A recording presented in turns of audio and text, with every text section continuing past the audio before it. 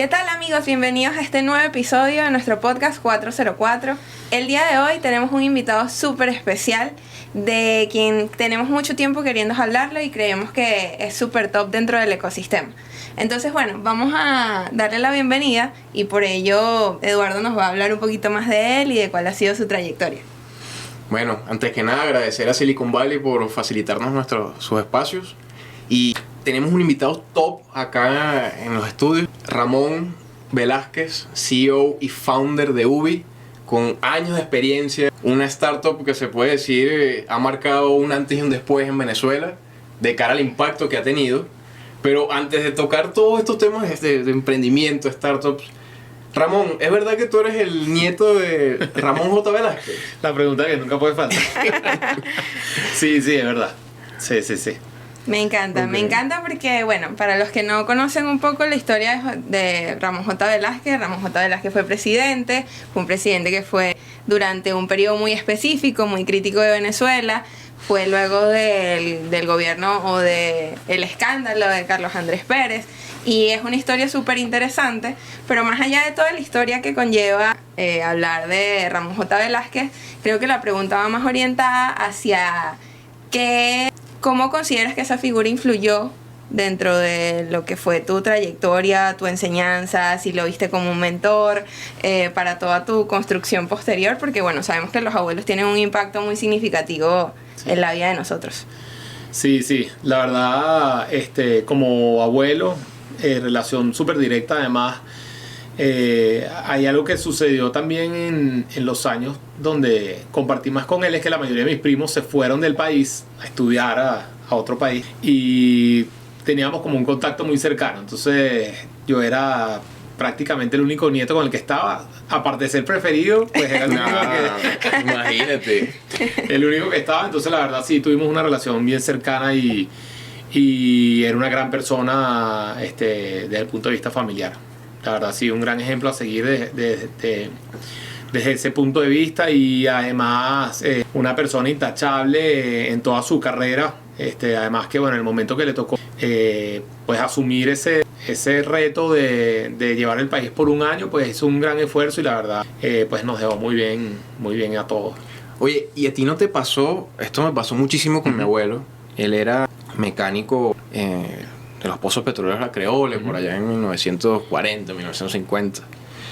Yo cuando hablaba con mi abuelo, llegaba a un punto que era tan interesante las conversaciones que hasta me daba sueño, pero era lo concentrado que estaba que decías, wow, tanta experiencia tienes que toda esa información como que me abruma hasta cierto punto. Entonces, sí. ¿No te llegó a pasar eso que, oye, conectabas tanto con tu abuelo y toda esa visión, todo lo que él hizo, lo que veía como, bueno, desde su posición y su experiencia?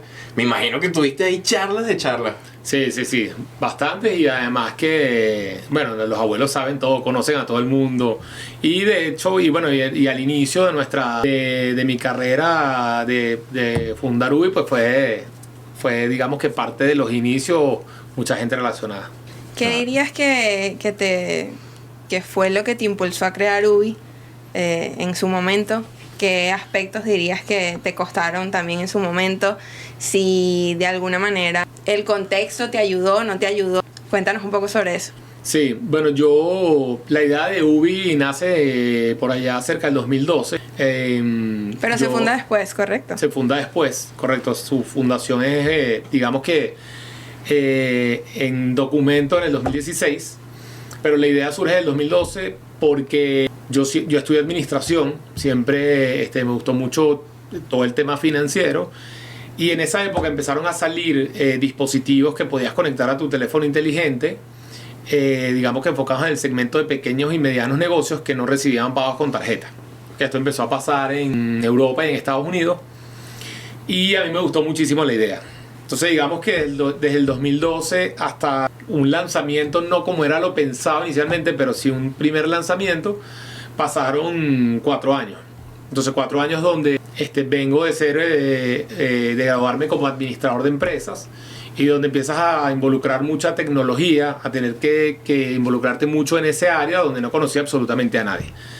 Entonces sí, o sea, de inicio hubo muchísimos retos en cuanto a cómo poder, digamos, tomar algunas piezas para llegar al punto de unirlas y poder pues lanzar un producto. Pero fíjate que eso está bastante interesante porque siempre desde el punto de vista del founder, o viviste el problema o viste algo que otros no estaban viendo. Y justo, según en lo que comentas, tú viste lo que estaba ocurriendo en Europa, en otros países, y tal vez trajiste también esa experiencia, más esas ganas de emprender. Sí. Y que bueno, vamos a juntar todas las piezas y vamos a echarle pichón. Sí, tal cual. De hecho, era algo que pasaba en otros países porque venía a atender un segmento que no estaba incluido financieramente. Ahora, y eso fue lo que a mí me motivó a trabajar para crear ese producto y por supuesto hacerlo en Venezuela.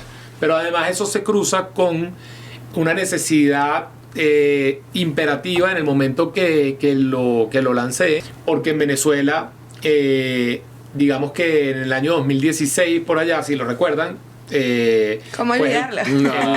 Bueno, hablando técnicamente de lo que sucedía a nivel económico, pues hubo una hiperinflación, sí. Una devaluación muy dura de la moneda. Entonces básicamente se empezaron a complicar los pagos entre personas y comercios en el día a día. ¿Por qué? Porque en esa época solo existían transferencias interbancarias con compensación cada 24 horas. ¿Okay? No existía ni pago móvil, ni no se podían utilizar dólares en efectivo. El efectivo en bolívares dejó de existir. Total. ¿Okay? Entonces tuvieron que salir nuevas opciones para que los comercios pudieran cobrar. Porque lo que sí tenían todos los venezolanos en ese momento, y hoy somos uno de los países con mayor bancarización de la región, todos tenían una tarjeta de débito, pero no todos los negocios tenían un punto de venta para poder cobrar. Entonces ahí, eso que no nació como un producto basado en una necesidad del país, se convirtió en un perfecto match para que pudiera ser más exitoso por el momento en el que estaba.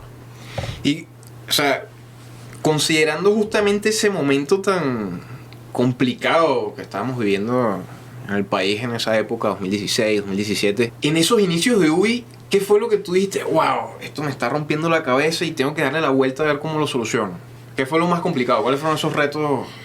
Bueno, en esa época habían varios retos, ¿no? Porque una vez que tú dices, bueno, este es el producto que voy a lanzar, te enfrentas, bueno, que llegar al punto de lo voy a lanzar es que tienes que haber logrado una autorización regulatoria, ¿ok? Por decirlo de alguna manera. Y otra era que, bueno, que los participantes en el ecosistema te abrieran la puerta para hacer ese lanzamiento. Entonces, claro, digamos que son dos cosas que tienen, pues, un peso importante. Entonces, bueno, la regulatoria fue muy interesante porque en esa época, todavía hoy es así, los bancos no pueden comercializar puntos de venta a negocios. ¿Okay? Se los entregan a clientes seleccionados, ¿okay? Para poder recuperar todo lo que significa la inversión alrededor de entregarte un punto de venta sin costo. Y en esa época, pues tampoco se podía. Nuestra propuesta era dejarnos atender al segmento de pequeños y medianos que no están siendo seleccionados para tener su punto de venta, y nosotros le vendemos, le hacemos la comercialización del punto y los atendemos directamente. Eso fue un reto porque eso no era legal. ¿Okay? Entonces un nuevo participante en el ecosistema, que es un agregador de la banca, que va a vender puntos y los va a administrar, pero no, y los puede vender, eso no existía. Pero hecho, es disruptivo. A veces cuando tú tienes una solución que va en contra de lo que está en el marco regulatorio, correcto, tú dices, bueno, lo lanzamos y después vemos cómo nos hablamos con el regulador y que todo esto esté bien canalizado a nivel legal, ¿no? Es correcto. Y de hecho, el regulador ya había dicho no, y cuando se empiezan a incrementar todos los problemas del manejo efectivo y de los pagos, nos dijeron como que, bueno, eso que es disruptivo, innovador y que nosotros no le hemos sentido, hazlo para ver si esto colabora con lo que está pasando. Bueno, el resultado es que para ese momento habían unos 300.000 puntos de venta en el mercado. Hoy hay, eso fue hace 10 años, hoy hay 1.200.000 puntos de venta en el mercado. Imagínate. ¿Y quién dirías que fue tu primer cliente? Y háblanos también un poco sobre quizás el tema del financiamiento. O sea, entiendo que es una operativa que puede ser muy compleja, sobre todo en sus inicios, y que requiere bastante financiamiento. ¿Y cómo fue el tema también de las conexiones? Porque capaz llegar a un ecosistema donde no tienes tantas conexiones, donde muchos bancos te van a decir que no porque no te conocen ni saben quién eres, puede ser complicado al inicio. Entonces, sí, 100%. Bueno, y voy a iniciar con la última pregunta que hace, que es que, por ejemplo, estaban unos banqueros amigos de mi abuelo que, bueno, mira, recibe a Ramoncito que va a ir a... No, abuelo, es una bendición, mostrarte definitivamente. un emprendimiento que tiene. No, lo que sucede es que al final no necesariamente va a funcionar. O sea, porque puede funcionar. Total. Pero puede que las personas que estén a cargo de esa entidad, así sea referido por un familiar, no va a funcionar. Entonces, bueno, uno de los que me refirió mi abuelo, nunca hicimos nada con ellos en toda nuestra historia. Okay. Y entonces, bueno, era muy por un amigo, por un referido, por un familiar. Íbamos, pues, presentando cuál era la idea, pero también íbamos aprendiendo de que hay cosas que decías al principio que no tenía mucho sentido, que estabas compitiendo con algo que había. Claro. Entonces, digamos que ese rush de ir a la calle, de ir a cada reunión, pues hacía que el modelo se fuera afinando, que sí había que salir mucho y se fue afinando poco a poco. Entonces, bueno, sí, era ir a la calle y de referidos, mucho de referidos. Pero después llega la parte de, ok, ¿cómo hago la inversión inicial para poner a caminar esto? Eso significa un equipo, oficina, todavía no has arrancado. Después necesitas capital para poder traer. Nuestro servicio comenzó trayendo un equipo que tiene un costo, hay que traerlo. Claro. Entonces, bueno, a nosotros nos pasó algo muy interesante, que es que en esa época hicimos una alianza con el primer banco que estuvo dispuesto a salir a hacer esto que todavía no estaba regulado. ¿Por qué? Porque cuando arrancamos, el modelo no estaba, la licencia no estaba aprobada. Entonces nos dijeron, mira, arranque, el banco que los apoye lo prueban. Y si funciona, después lo enmarcamos y lo regulamos.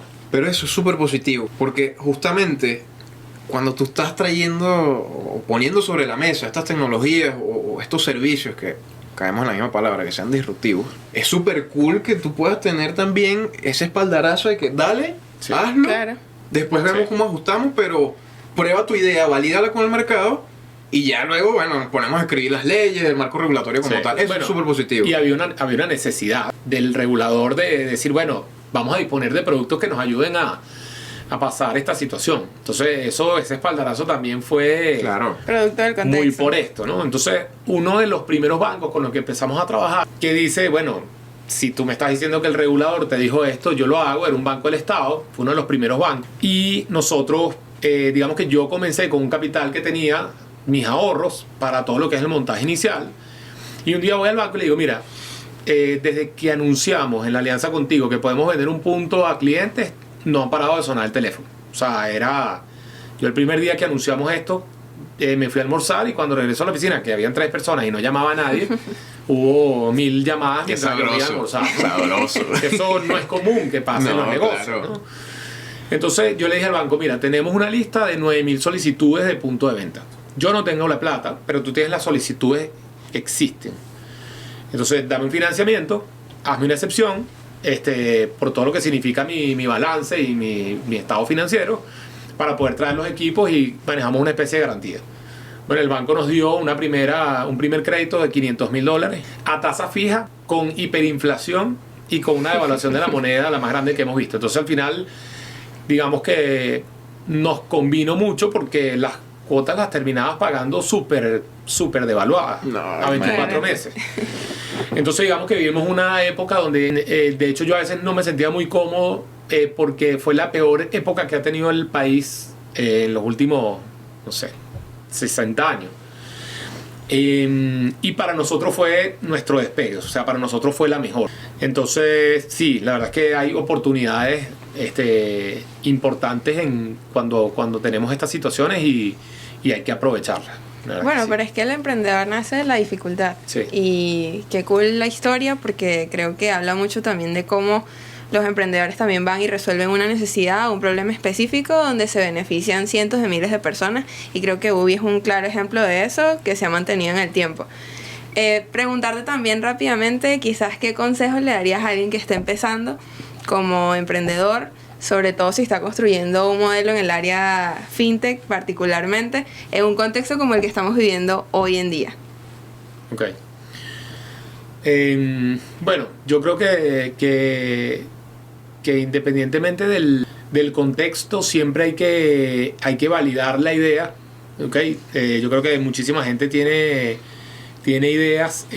Yo sí creo importante creo que algo que siempre debes tener es mucha pasión en lo que vas a hacer. Pero tienes que validar que lo que estás haciendo tiene un público, tiene un mercado y tiene una oportunidad. ¿Okay? Porque si no, creo que esa pasión no tiene sentido. Y además creo que también que siempre es importante poder corregir. Porque puedes arrancar con una idea, pero en el camino tienes que adaptar y tropicalizar al lugar donde lo estás haciendo. De hecho, muchas de las empresas fintechs tuvieron mucho éxito en un país, pero cuando van a otro país tienen que sacar su espíritu emprendedor otra vez, porque ese país funciona distinto al país de donde vienen. O sea, nunca vas a hacer igual exactamente todos los productos, porque hay una necesidad distinta. Entonces yo creo que hay que validar, una vez que validas, sí vale la pena que salgas todos los días a la calle, así te digan que no, tú validaste que funciona. Tienes que seguir adelante, porque algo que yo creo que es importante, que es que la gente, hay muchos emprendedores que le preguntan a la gente sobre su negocio y sobre su visión, su emprendimiento. Pero es que no todo el mundo es emprendedor, no todo el mundo conoce como tú, ni ha validado como tú que la idea puede funcionar y va a ser importante. Entonces no puedes esperar que alguien tenga la misma energía y el mismo positivismo que tienes tú de tu idea.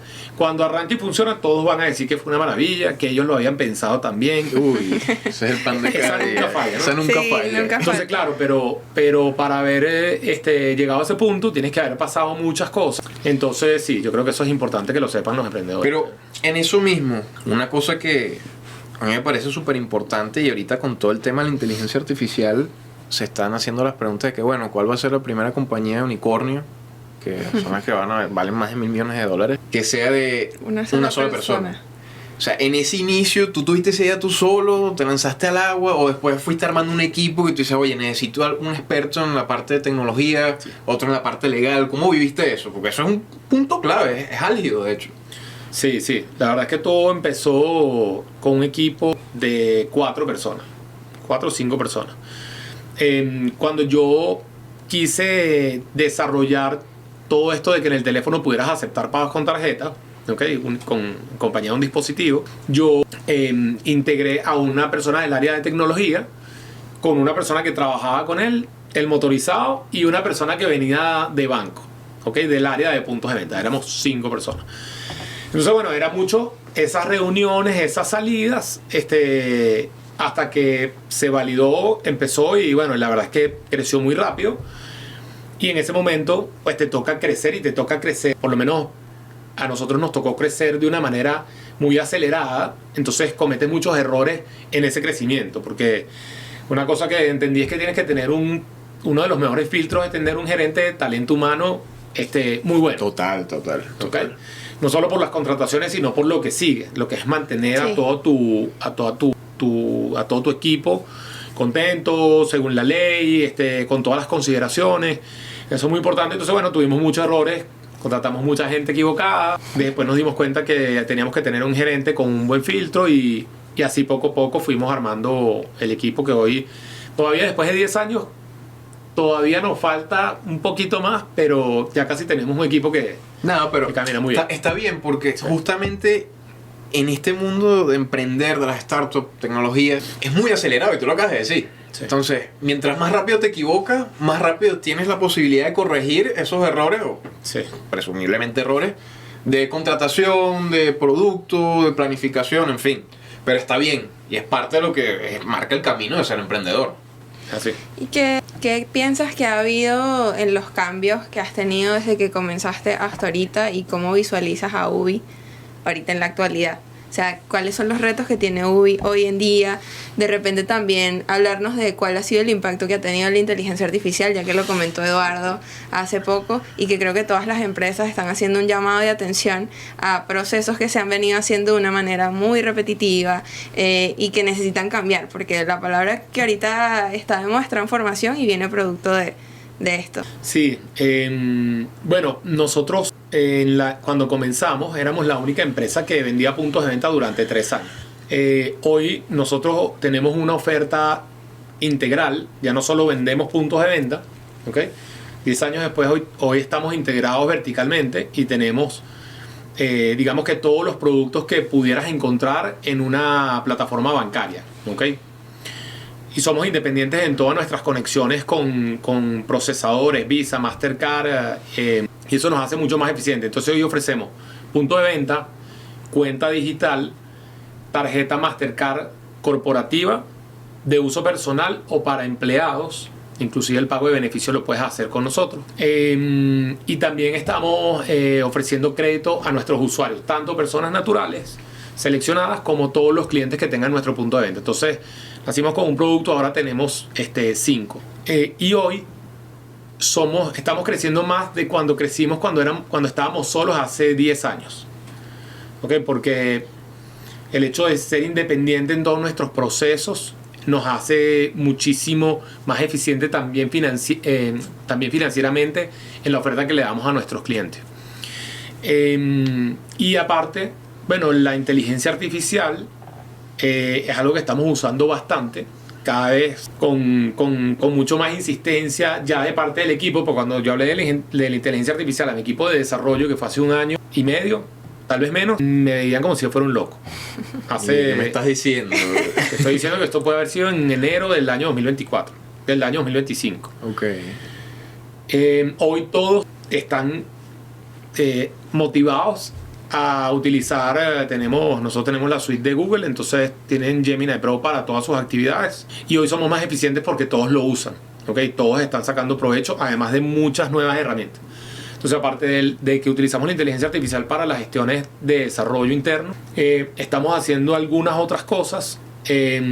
Una de ellas es que estamos haciendo uso eficiente de la data que tenemos de nuestros usuarios, ¿okay?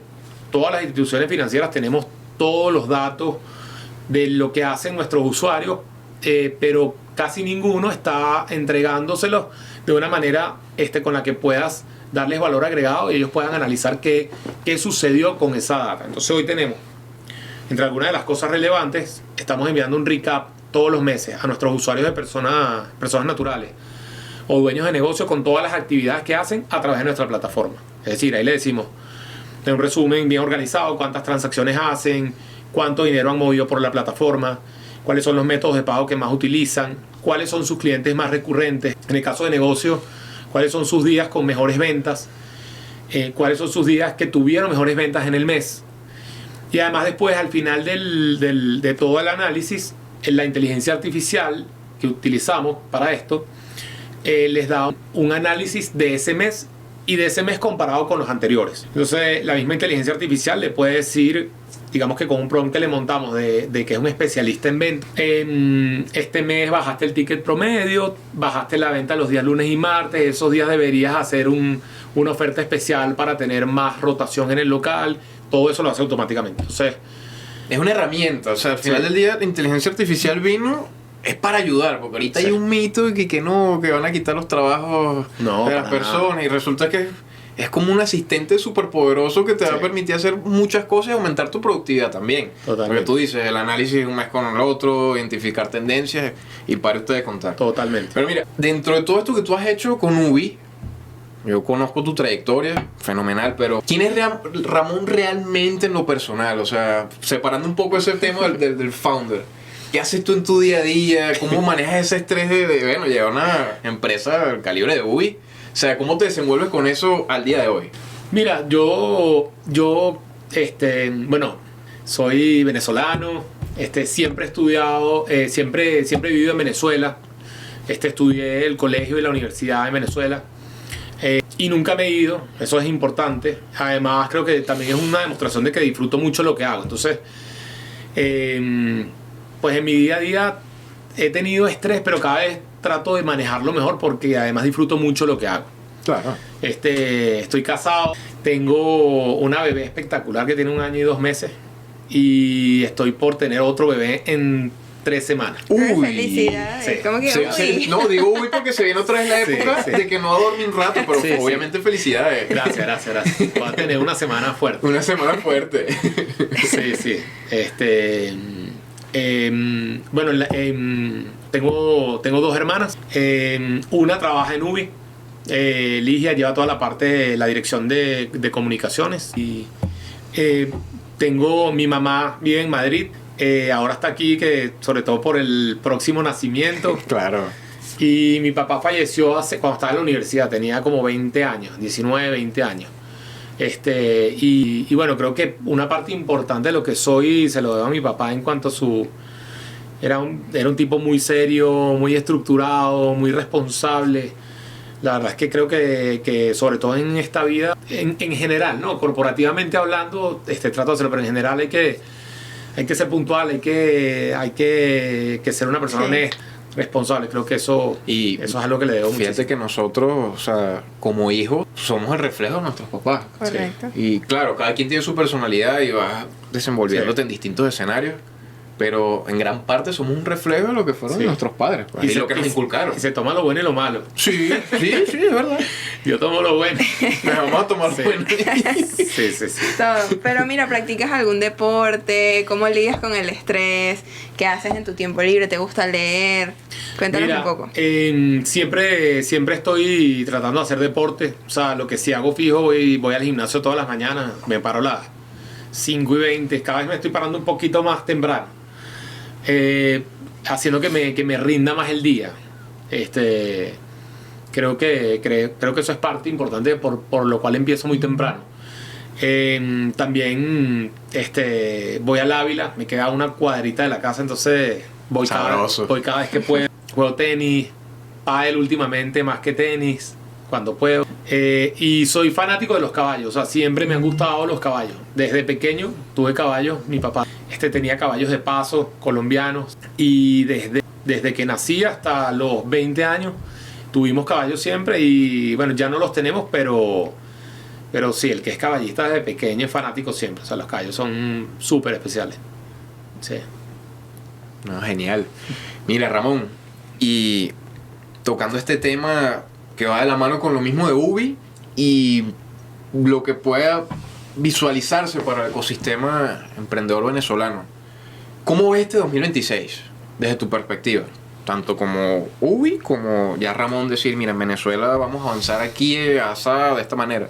Yo tengo un problema, que es que soy muy, muy positivo. Entonces, bueno, imagínate, soy positivo desde el 2016, que fue pues una etapa súper complicada para el país, pero yo lo vi como una oportunidad. Hoy soy más positivo todavía. No sé qué va a pasar en los próximos días, pero cada día que veo una nueva noticia es mejor. Así lo veo yo. Y bueno, y en los últimos días he recibido muchas llamadas de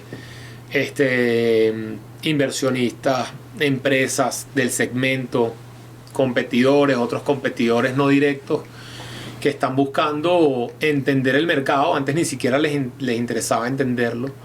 Están llamando abogados, están viendo cómo pudiera ser un tema de entrada al país y cómo podemos apoyarlos en muchos de los productos que tenemos para poder asentarse y desplegar. Entonces, sí creo que va a ser un reto importante para todas las empresas. Creo que definitivamente va a haber mucha inversión. Con esa inversión va a venir competencia. Creo que la localidad juega un papel importante, ¿ok? Pero creo que es un mercado que tiene para que existan varios participantes. Creo que es súper beneficioso, porque además todo lo que hemos hecho en los últimos años, lo que nos hemos quedado y hemos construido, va a dar un fruto, va a tener un fruto importante, y bueno, muy contento de ver esos cambios para el país, definitivamente. Sí, yo creo que el know-how que tenemos los que tenemos rato haciendo emprendimiento, negocios en Venezuela, nos va a beneficiar muchísimo, sobre todo con estos posibles aires de inversión externa que seguramente se vienen. Así que no eres el único que está positivo con respecto a los próximos tiempos. Se vienen cositas. Se vienen cositas, sí. Qué bien. Lo decreta. Sí. Mira, tenemos una ronda que nosotros la llamamos This or That, como para conocerte también un poco más y para que hables un poco más de ti. Te voy a decir algunas opciones y tú vas a decir qué prefieres. Ya estoy viendo la lista ahí. Entonces, bueno, el This or That: pizza o pasta, Pizza. cerveza o vino, Cerveza. Bien. ¿Fin de semana de rumba o chile en la casa? No, Chile en la casa. Chile en la Ahorita, si me lo hubiese preguntado hace unos años. Ok. ¿Salsa o reggaetón? Salsa, Oye, bien.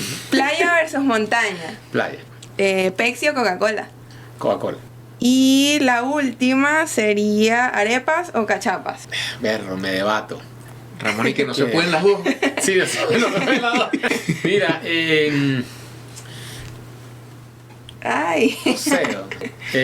Arepa. Arepa. Sí. Ramón nos habló, mira. Ramón nos echó el paseo de Ubi. ¿Cómo es el tema legal? Ay, chamo no sabe si quiere la arepa o la cachapa. No, es que hay unas cachapas muy buenas. Oye, sí, De es verdad. acuerdo, de Sí, acuerdo. total. Vas al De interior y acuerdo. hay unas cachapas así. O sea, no, espectacular.